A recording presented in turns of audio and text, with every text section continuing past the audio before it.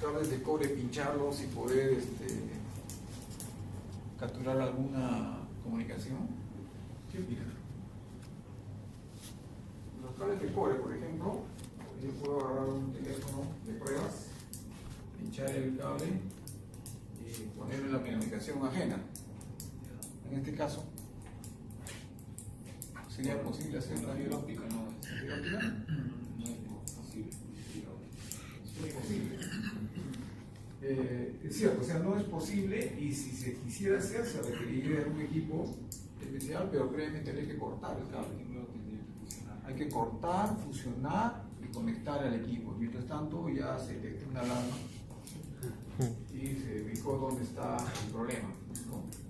Está encima, está intentando hacer esto. ¿Qué ventajas también tenemos? Seguridad contra el espionaje, es lo que estamos mencionando. El tamaño comparativamente mucho menor. O sea, un cable de fibra óptica es más o menos varias decenas. Bueno, acá menciona 48 cables UTP de categoría 6A. Comparativamente, un cable de fibra óptica de 15 milímetros de diámetro provee la misma cantidad de conexiones que 48 cables UTP de categoría 6A. Es más o menos una comparación. Estamos hablando de una fibra de 350, o sea, fibra multimodo, ¿no? En primera ventana, comparado con los cables UTP de categoría 6. Bien, entonces esas son las ventajas, ¿no? O sea, resumiendo, ¿qué ventajas tenemos? Que es inmune al ruido, ¿no? Las interferencias, ¿no? También en cuanto a seguridad, anti-espionaje. Y lo otro es también el espacio que ocupa, ¿no? La cantidad de volumen de cable, comparativamente el cable de cobre UTP, categoría 6A, cuántas veces menores el caso de porque ocupa un cable de fibra óptica. Pasemos a otro punto que es el tema que tiene que ver con la estructura de la fibra. A ver, ¿qué es lo que estamos viendo acá? Estamos viendo la estructura de una fibra óptica denominada desnuda. Fibra óptica desnuda. Está compuesta por tres elementos: el núcleo, el revestimiento, o también se le denomina cladding, y el recubrimiento. El recubrimiento, que también se denomina buffer. Tenemos que si la fibra óptica es multimodo, el diámetro puede ser de 50 micras o puede ser de 62.5 micras. Hay esas dos opciones. La de 62.5 es serían las redes antiguas, y las 50 micras es las redes ya modernas, ¿no? Utilizan 50 micras para las redes modernas. El diámetro del revestimiento es más o menos 125 micras, y con el recubrimiento se llega hasta los 150 micras. A ver, el recubrimiento siempre tiene un color que define, podemos diferenciar una fibra de otra dentro de un cable. Hay un código de colores, y este código de colores va a permitir al instalador poder separar las fibras unas de otras y reconocerlas, hasta poder hacer los procesos de instalación mediante el código de colores. ¿Alguna pregunta que tengan que hacer respecto a lo que estamos viendo? O sea, tenemos la fibra multimodo, que es la que estoy mencionando, que puede ser de 50 a 62.5 micras. Tenemos el revestimiento, que es de 125 micras, y el recubrimiento, que permite un diámetro hasta de 250 micras.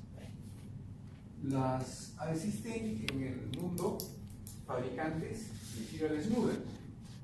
Uno de ellos es Corning.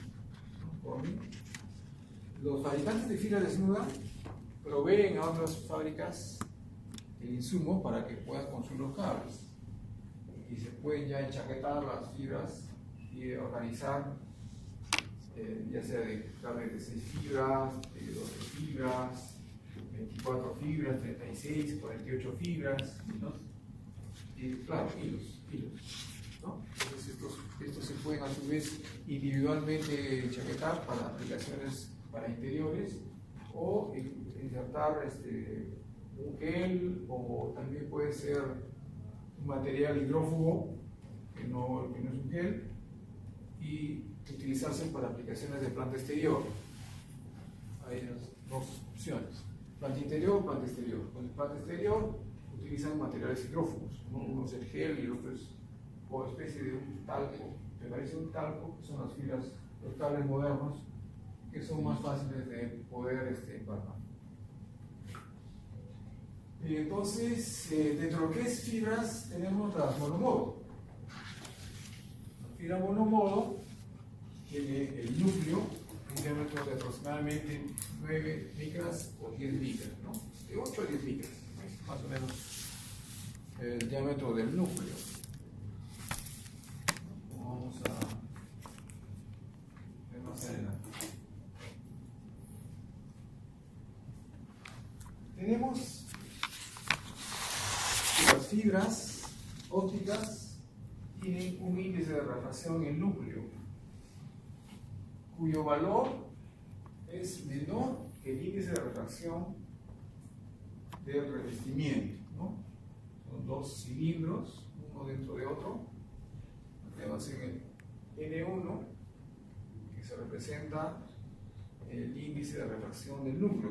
El índice de refracción no es otra cosa que la densidad. Vamos a tener una idea de la densidad del núcleo, cuán denso es en comparación con el de revestimiento, cuán denso es el revestimiento. Y esa, digamos, diferencia se puede visualizar, se puede mostrar en estas dos imágenes, ¿no? Acá tenemos esta representación. ¿Qué quiere decir esto? Que el índice de refracción del núcleo tiene un valor constante y su valor es mayor que el índice de refracción del revestimiento, ¿no? Vamos a apreciar acá: N1 es constante, N2 también es constante, y esto se denomina fibra óptica de índice por pasos, ¿no? O de salto de índice, se denomina también fibra óptica multimodo de salto de índice. Pero también puede ser que la densidad del núcleo sea variable. La fibra óptica multimodo cuya densidad del núcleo es variable, pero no es variable de cualquier manera, ¿no? Es variable de esta forma, o sea, tiene una forma parabólica la variación. En el eje de la fibra el valor de densidad es mayor y va decayendo de forma parabólica hacia el revestimiento. Entonces estamos hablando de la fibra óptica multimodo de índice gradual, ¿no? Va variando en esta forma.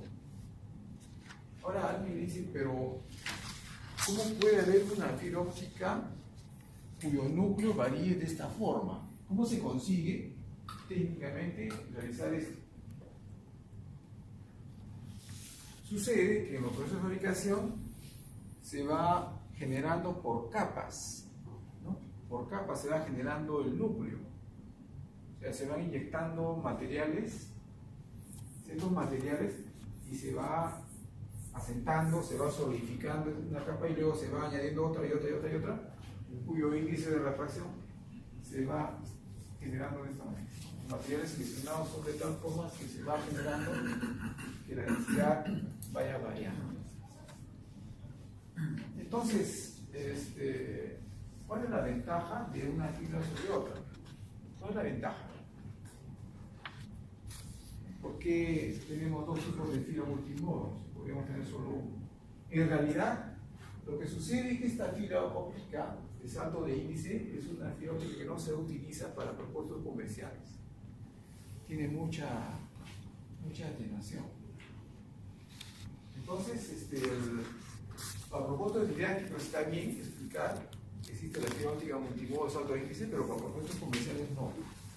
solo se tiene para propósitos comerciales la fibra óptica multimodo de índice graduado. Cuando hablamos de fibra óptica multimodo, estaremos hablando implícitamente de que corresponde a la fibra óptica multimodo de índice graduado. ¿Bien?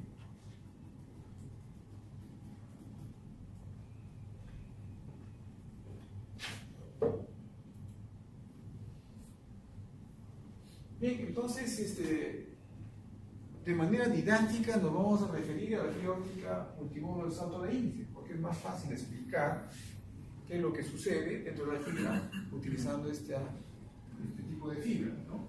Entonces, la señal óptica puede representarse, hemos dicho, con una teoría, como rayos de luz que se propagan en línea recta, ¿no? Y en zigzag, en este caso, ¿no? Línea recta y zigzag. Estamos utilizando la teoría corpuscular para explicar cómo es que se propaga la luz a través del medio, ¿no? Y estamos utilizando también la fibra óptica multimodo de salto de índice para poder didácticamente explicar eso.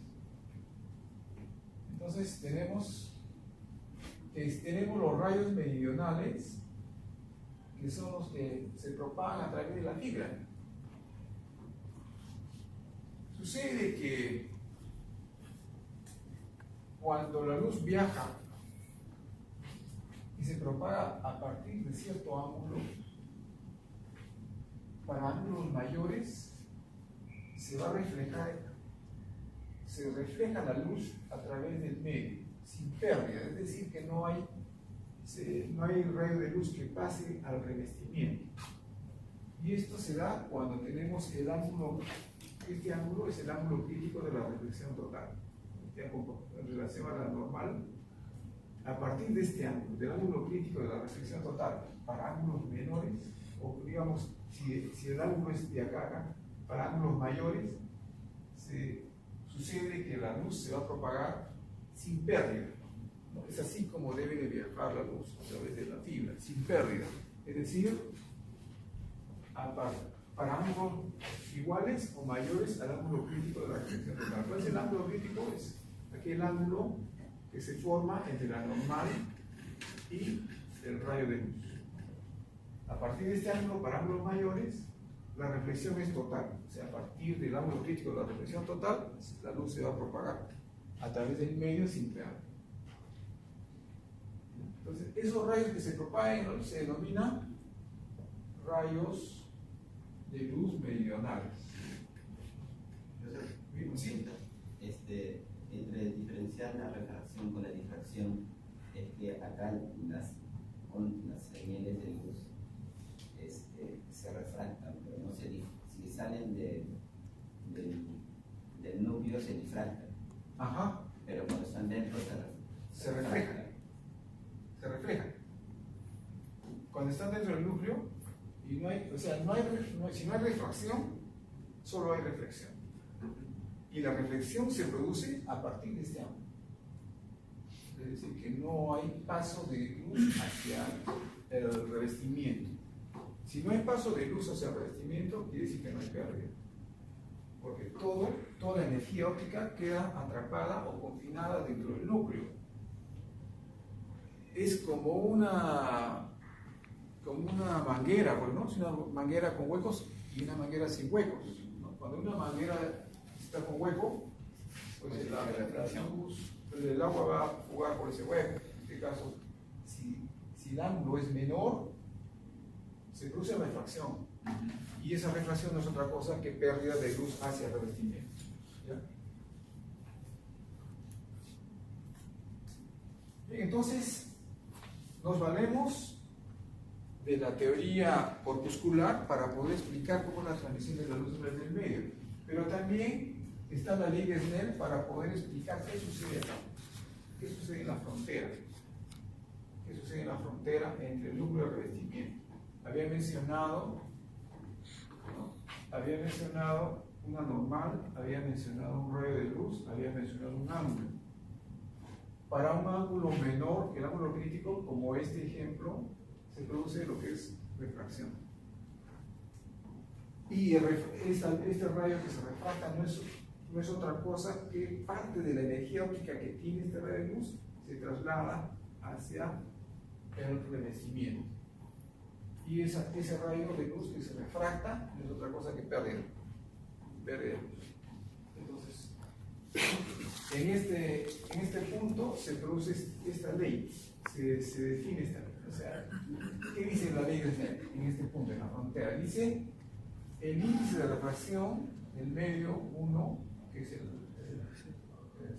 núcleo, ¿no?, multiplicado por el seno de este ángulo es igual al índice de refracción del segundo medio, que es el revestimiento, por el seno de este ángulo, seno del ángulo de transmisión. Esa es la relación, ¿no? El índice de refracción del núcleo por el seno del ángulo de incidencia es igual al índice de refracción del revestimiento por el seno del ángulo de transmisión. Y se cumple la ley de Snell. Entonces, para la ley de Snell, en caso de que este ángulo va creciendo, el ángulo ON es mayor, este ángulo va creciendo, es mayor, hay un momento en el cual se refleja toda la luz, el rayo de luz, se refleja el rayo de luz.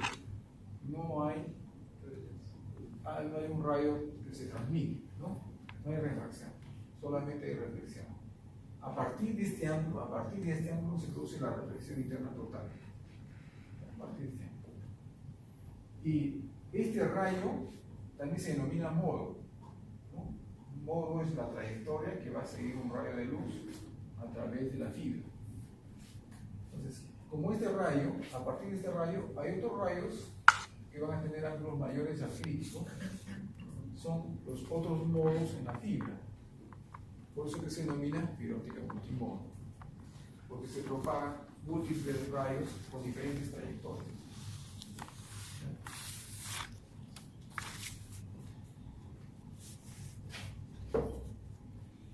Lo podemos poder apreciar acá, ¿no? La luz es eventualmente perdida hay un modo de fuga, en este caso, debido a este ángulo por el cual incide el rayo de luz.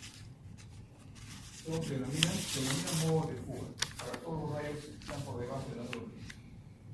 Y a partir del ángulo crítico de la reflexión total se producen los modos guiados, en los cuales la luz se transmite sin pérdida. Tenemos los modos de fuga y los modos guiados. Y hay toda una teoría matemática que describe las trayectorias de los modos guiados, ¿no? O sea,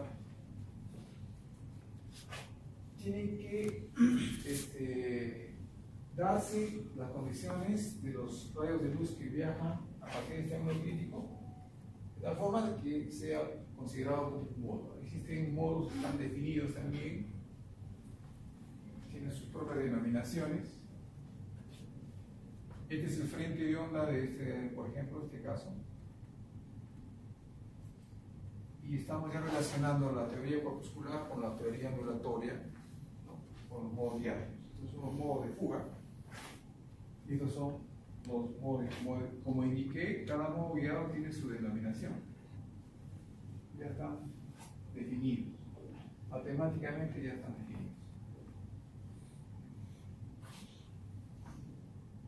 Eso se mediante las ecuaciones de Maxwell se define.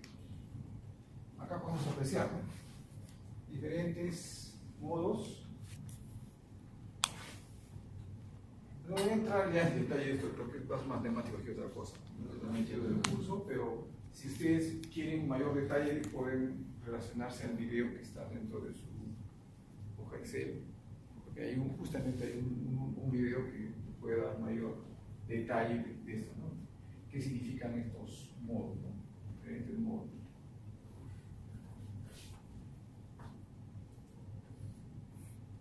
Bien, entonces, ¿qué es lo que estamos viendo hasta el momento? A ver, ¿qué es lo que estamos viendo hasta el momento? ¿Quién puede precisar? ¿Qué es lo que estamos viendo hasta el momento?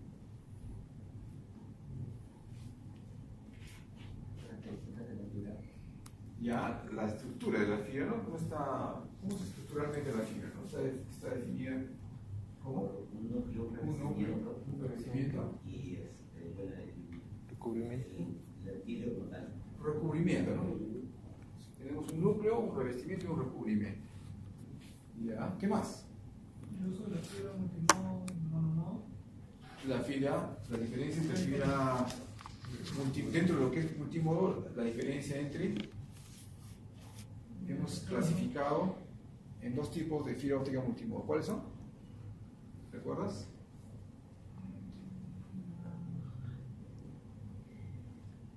Fibra óptica multimodo de salto de índice, ¿verdad? ¿Y la otra? La de índice graduado. ¿Cuál es la diferencia entre ambas? La densidad La densidad, el índice de refracción o densidad, ¿no? Índice de refracción. ¿Cuál es el perfil del índice de refracción? ¿No? En un caso es constante, en el caso del núcleo, el núcleo tiene una mayor densidad, el índice de refracción tiene un mayor valor que el índice de refracción del revestimiento, ¿no? Han visto el escalón, justamente muestra la diferencia de valor entre uno y otro. Y en caso de la fibra óptica multimodo de índice variable, ¿no? Vemos que va variando de manera gradual los valores de índice de refracción en el núcleo, ¿no? ¿Qué más hemos visto? Los modos de bordo al lado Los de modos, incidencia. ¿no? Los modos, diferentes modos que se producen en la fibra óptica multimodo. ¿Nos valemos de qué? Nos valemos de la teoría corpuscular para poder explicar y nos valemos también de lo que se denomina la óptica geométrica. La óptica geométrica para poder explicar cómo es la transmisión entre la fibra, ¿no? De dos teorías. ¿Qué más? ¿Qué más hemos visto? Que existen modos de fuga y modos guiados, ¿no? Existen modos de fuga y modos guiados. ¿Cuáles son los modos de fuga? Bueno, de acuerdo a lo que hemos visualizado. ¿Cuáles son aquellos modos de fuga?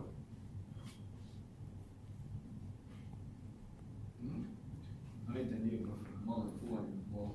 A ver, los modos de fuga son aquellos cuando el rayo de luz incide, ¿no?, sobre el revestimiento con un ángulo menor al ángulo crítico. Entonces se define todo a partir del ángulo crítico de la reflexión total. ¿No? Se define todo a partir del ángulo crítico de la reflexión total. Ahí marca el. Para ángulos menores al ángulo crítico de la reflexión total se producen modos de fuga. ¿Qué quiere decir un modo de fuga? ¿Qué quiere decir un modo de fuga? Que parte del rayo Que parte de la energía óptica, ¿correcto? ¿Qué pasa? llega a salir del núcleo. Pasa hacia al revestimiento. Parte de la energía óptica pasa al revestimiento. Eso es un modo de fuga. Y un modo guiado. Cuando está en el ángulo crítico, El ángulo está crítico. por. O sea, para la trayectoria de un modo guiado es aquella que se da a partir del ángulo crítico de la reflexión total, ¿no? O sea, todo aquel rayo de luz que tenga un ángulo igual al ángulo crítico de la reflexión total o mayor, se va a transmitir a través de la fibra. ¿Cómo? ¿Cómo se va a transmitir? ¿Con pérdida o sin pérdida? Sin pérdida. Sin pérdida. Sin pérdida. Eso es lo que hemos visto. ¿Bien? Y para eso nos hemos valido, vuelvo a repetir, de la teoría corpuscular y de la óptica geométrica. Cuando hablamos de la óptica geométrica, implícitamente está la ley de Snell, ¿no? La ley de Snell, que nos explica qué es lo que pasa en la frontera entre el núcleo y el revestimiento. Ahora vamos a ver las diferencias entre la fibra óptica multimodo y monomodo. De acuerdo a lo que visualizan en la pantalla, ¿cuáles son las diferencias entre ambas fibras? El diámetro del núcleo. El diámetro del núcleo, primero la dimensión del núcleo. Hemos ya adelantado. O sea, ¿qué diámetro tiene una fibra óptica multimodo? ¿Qué diámetro tiene? ¿Qué opciones? 50. ¿No son las fibras modernas? 50. La fibra óptica monomodo, 8, Entre 8 a 10 micras, ¿no? De 8 a 10 micras. La otra diferencia está en cuánto se aproxima el índice de refracción del núcleo al revestimiento. ¿Cuánto se aproxima? O sea, cuánto más denso es el núcleo que el revestimiento. Esa es la otra diferencia. ¿Cuánto se aproxima? En la fibra óptica multimodo y la fibra óptica monomodo, ¿cuál creen ustedes que tendrá mayor aproximación del valor entre el núcleo y el revestimiento? ¿En la multimodo o la monomodo?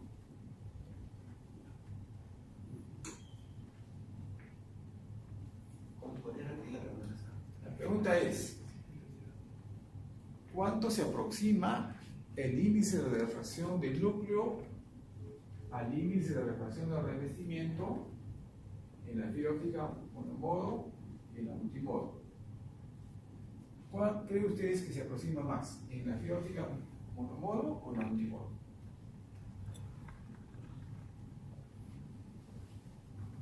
Monomodo. En la monomodo se aproxima más. Entonces, estos valores se aproximan más en la monomodo que en la multimodo. Es otra diferencia. Y la otra es la longitud de onda que permite transmitirse. O sea, ¿a qué longitud de onda se puede transmitir en multimodo y monomodo? Por ejemplo, en primera ventana, 850, ¿se puede transmitir en monomodo? ¿Qué opinan? 850 en primera ventana se puede transmitir en monomodo.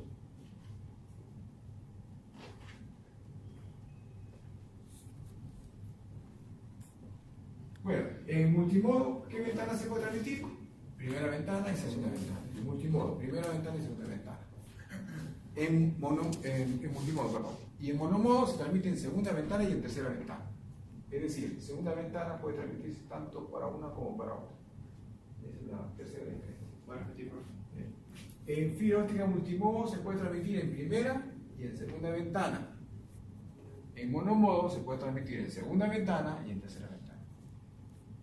Esa es la tercera diferencia.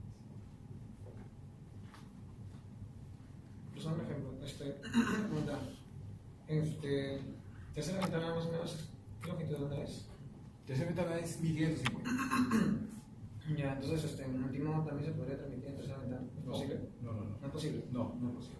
Transmitimos en primera y en segunda ventana en multimodo. Y en segunda y en tercera ventana en monomodo. En monomodo es por el tema de la atenuación.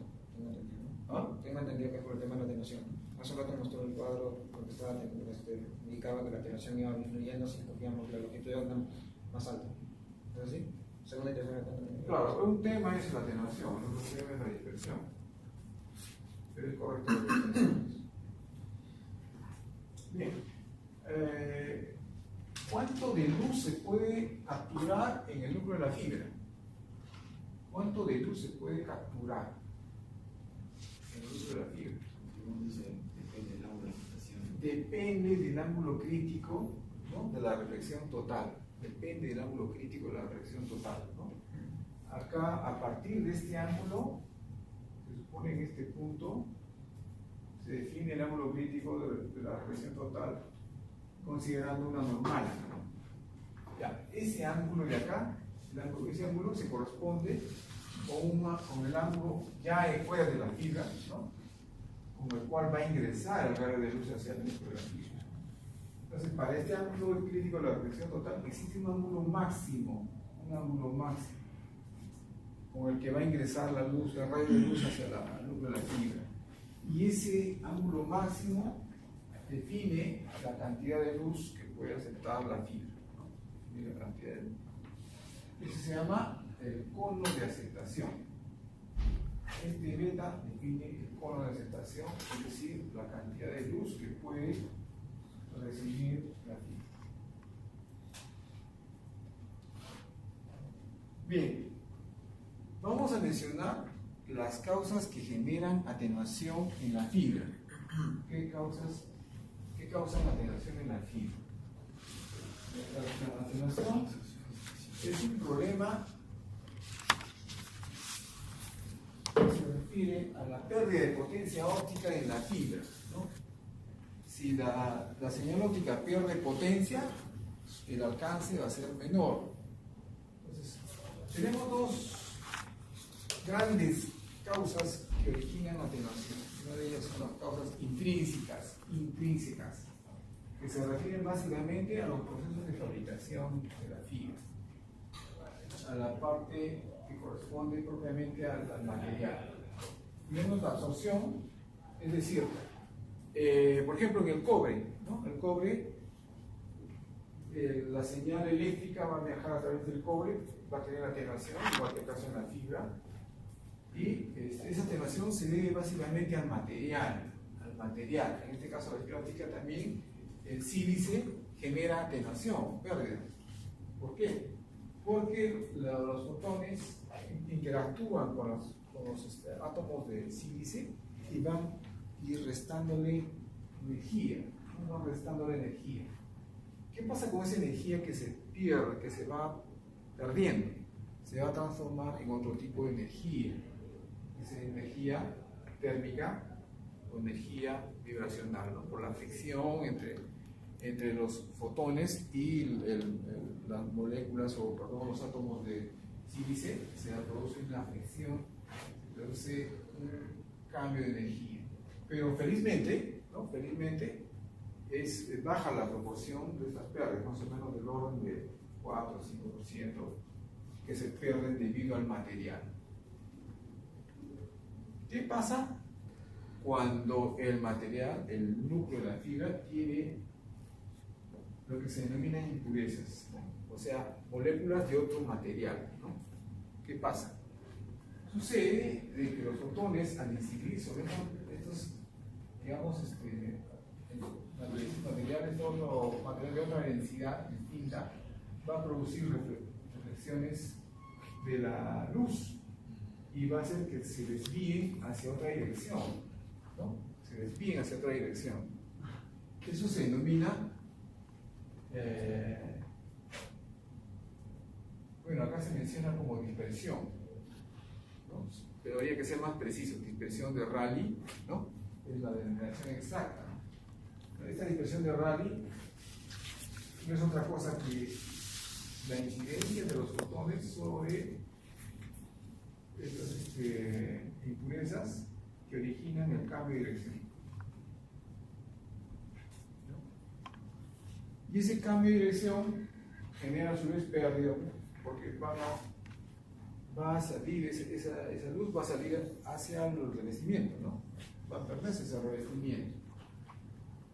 Entonces, parte de la energía óptica se va a perder. ¿Cómo se puede eliminar este problema? Pregunta.